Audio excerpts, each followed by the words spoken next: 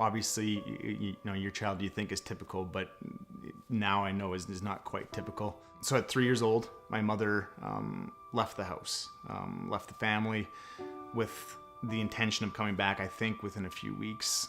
It would be about 12 years until I heard from her again.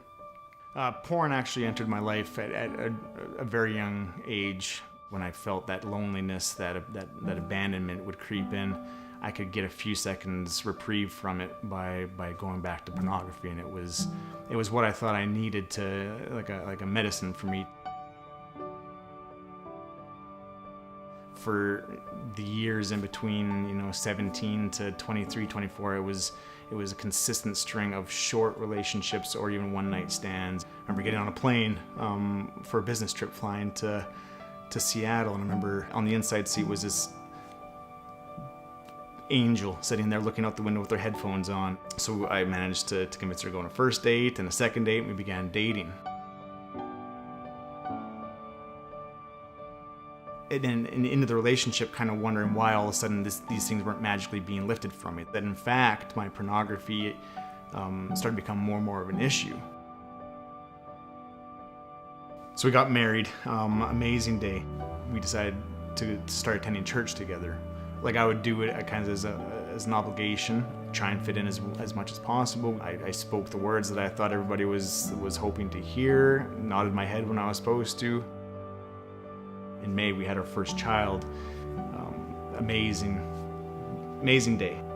The day after, I felt that something miraculous hadn't occurred in me. I remember pushing me deeper and deeper into pornography, the separation and rift growing between my wife and I withdrew more and more.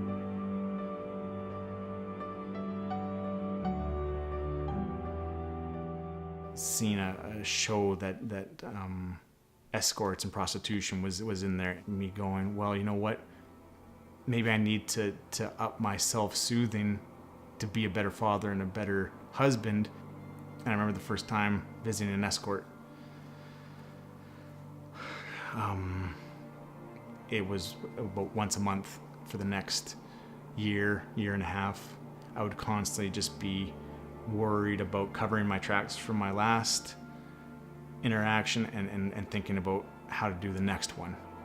And I remember the day I came home, I had gone out and I had left my phone at home by accident, which was rare. She's at this point 7 months pregnant with our second child, and she was sitting on the couch with my phone, and I had forgotten to delete a text message conversation between myself and an escort. I remember her looking at me in the eyes with the most pained, hurt, just pure sadness, and asking if this was true, and me saying yes, but I can explain, but there was no explaining.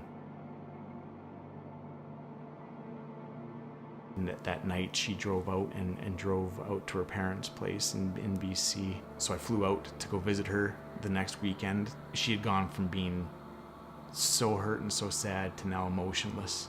I sat in front of her and begged and pleaded and cried, and it was over.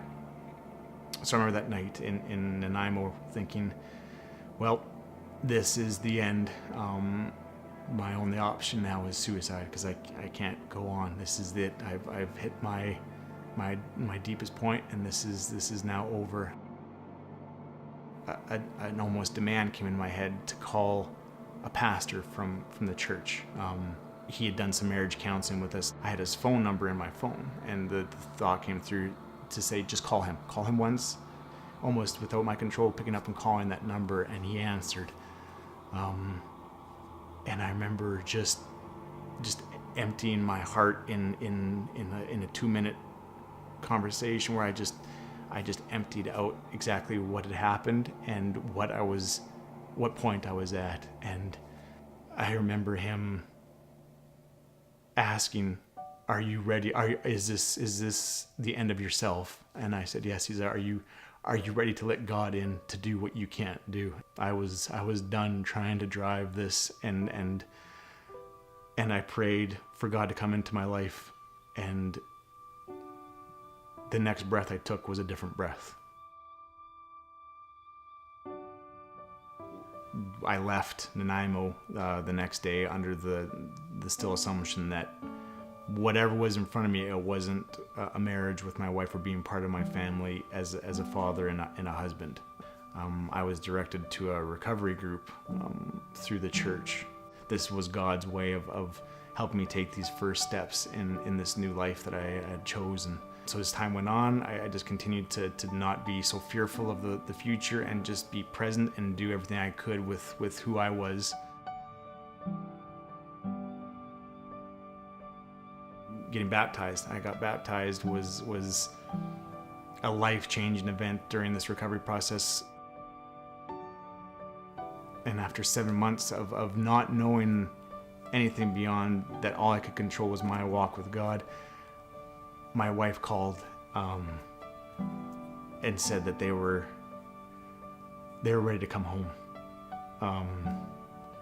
I was in my newborn's room in our house here in Edmonton that had never been used by him. I remember hitting my knees in his bedroom and just crying, and feeling like if ever you hear the words, God's forgiveness, God's love, God's mercy, and you can't connect it with a feeling, that was for me, that was it. That's all the proof I needed that God existed and loved me and cared for me and wanted the best for us, was hearing those words and hearing that my family was coming home to be with me.